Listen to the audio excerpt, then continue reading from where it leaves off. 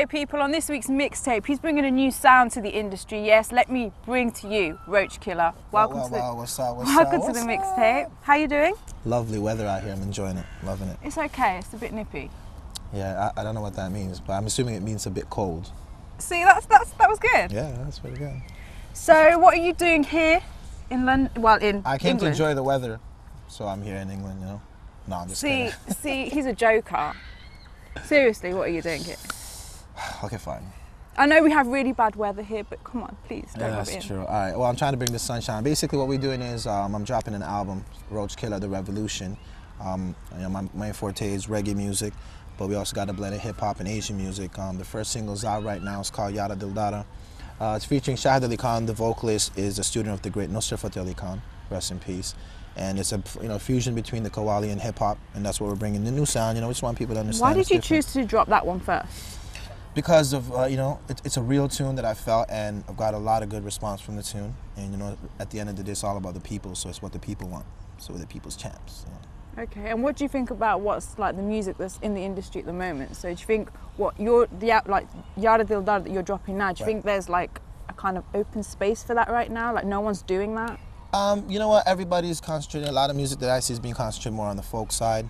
A lot of stuff is, you know, the UK stuff is grime, hip hop music, and we're bringing like kind of rap music, which is from North America, and blend it with the Eastern roots, Asian influence, and drop it in the middle in England.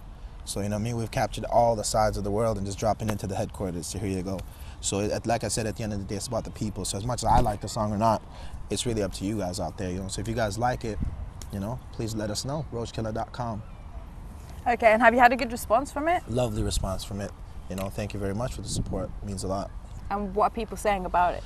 People love the song because it's a real song. It's a real story, actually. And it's a love song. So, I mean, when you can get to a lady's heart. Everyone loves love songs. You know, everybody's a sucker for love out there. You know what I mean? But you're daydreaming. Oh, wow. Oh, no, sorry. Okay. It's just when you said love, I kind of went into my own world. Yeah. Right. So, you know what I mean? It's a tune that, you know, gets straight to the heart. And I'm getting a good response from it. So, that's a good thing.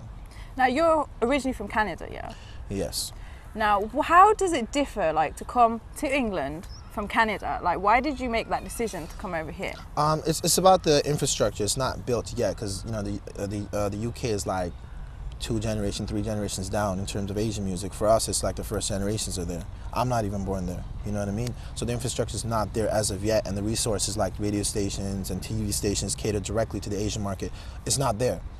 So obviously, you know, for us to come out here, because, you know, it's a lot of support and a lot of our people live out here. And, you know, it's not just necessarily me going to India or Pakistan to do my music, because they might not relate to as much as the urban kids out here to understand both sides. So that's why we're giving them the fusion of both cultures.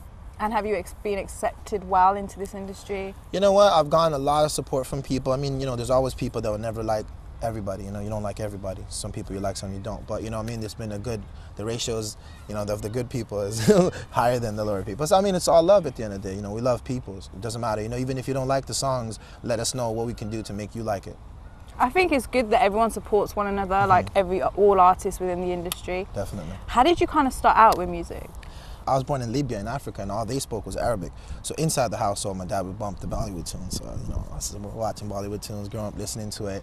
And obviously, Michael Jackson, rest in peace. You still bop to Bollywood tunes, don't you? Of course I do. What do you mean? Yeah, you do. Subhanallah, that's my tune, if you know about that.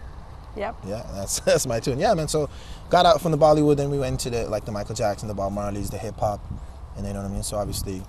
So have you always known that this is what you want to do, like music? Always.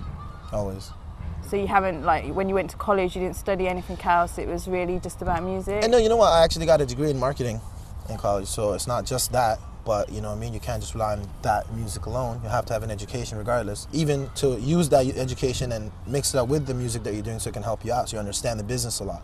So, and at the end of the day, I always knew I wanted to do music because my heart and soul was into it. So then, you know, it's wherever I gotta go, so I picked up my bags and I said, okay, UK is where it's at, so I gotta go there. So I'm here. And I've been here, you know, and I'm not going. Because there's a lot of people, there's a lot of like youngsters that watch the show and they're kind of into their music and they don't know like what, you know, what advice, they need advice and what steps to take to kind of carry on and motivate them.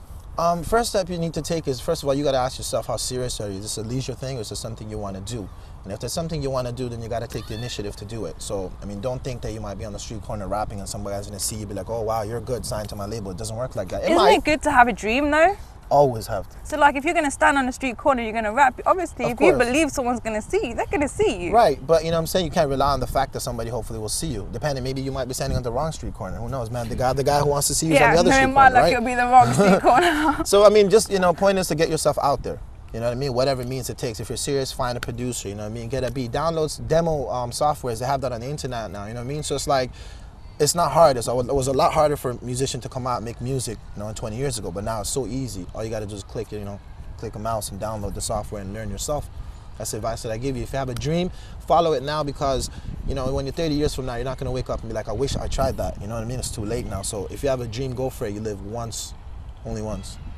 And have you ever found, like, when you work with various producers, because you've obviously been working with Surinder Rathan as well, but when you kind of come with your own sound, have you ever had a producer that's want to kind of change the way you sound, or change the type of music you do?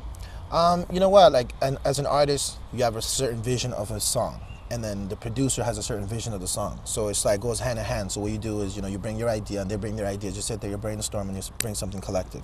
Like, I'll give you an example. Like Snoop Dogg, greatest artist, right? But I've heard certain songs that he's done with certain producers, and it doesn't work for him. But anytime he does a track with Dr. Dre, it's a banger. Mm-hmm. So it depends on the producer that you're working with. They bring out the best of the artist, vice versa. So when I worked with Surinder, it was a chemistry like that. So that's why the music was real, you know what I mean? It came out from the heart. It wasn't forced together. And that's why, you know, we feel that the album is called The Revolution, because it's strong. Have you ever worked with people that you thought, okay, this ain't working out, I'm not really feeling this, it's not going to happen? Many times, you know, many times. Because the vision's not there. Vision's not there. Maybe sometimes the work ethics is not there. Maybe they're not as serious about it as you are. You know what I mean? But at the end of the day, any opportunity you get to do music, you'll go there to at least try it out once. You know, you never know. And when you were growing up, like, what kind of artists did you look up to, or who inspired you? You know what I mean? The first artist that I would definitely say is big up Apache Indian. Because as growing up as youth, you know, he was the first Asian man on the scene on a world level. And, you know what I mean, that it gave us a lot of artists like myself the influence that, you know, we could do it. You know, obviously, I was listening to Bob Marley, Michael Jackson, you know what I mean, Kati Rang, Super Cat's a big influence, you know what I mean. Everything, you know what I mean, music, even from Bollywood, like Lata, Rafi, you know what I mean, all types of music. It's not just catered to one. We just, you know, because music is music. The scales are scales in every, you know, language, so it doesn't make a difference. So music is universal, so everything, you know, all together, everything is an influence. So all different types. Yeah, even sitting in this park is an influence, because right now, I'm looking over here, the water and stuff, you know, it's giving me a different vision, a different vibe of it. Maybe I'll write something to it, you know what I mean? It's all about, all about the place. So are you going to, have you thought of anything like right now while we're looking at? Yeah.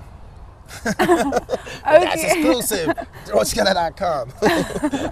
So what kind of inspires you to write your lyrics though? Is that like everyday life or whatever's kind of going on at the time? Like I said, it's a vibe, yeah. Sometimes, you know, if I'm feeling blue. Like the lake, yeah? Yeah, like the lake. You know, I wouldn't obviously write about jamming in the club. Hit the website, we're going to hear about the lake. Yeah, see, if I'm talking about the lake now and the grass and the trees and the skies, I'm not going to talk about banging in the club, obviously. That just doesn't come. That's just fake. So what I'm thinking is something real, maybe something romantic, something nice, you know what I mean, for the ladies. That's what I feel right here. See, look at the doves. You sound like a romantic at heart, really. Because you know what, like the stuff that you keep talking about, it's kind of like, yeah, like the ladies. Yeah, you know, I got that. Look, I got a soft side. Everyone's got a soft side, you know, but shh. So I think we should take a break right there. Yeah. Right. So you know what, guys, we'll see you on the other side.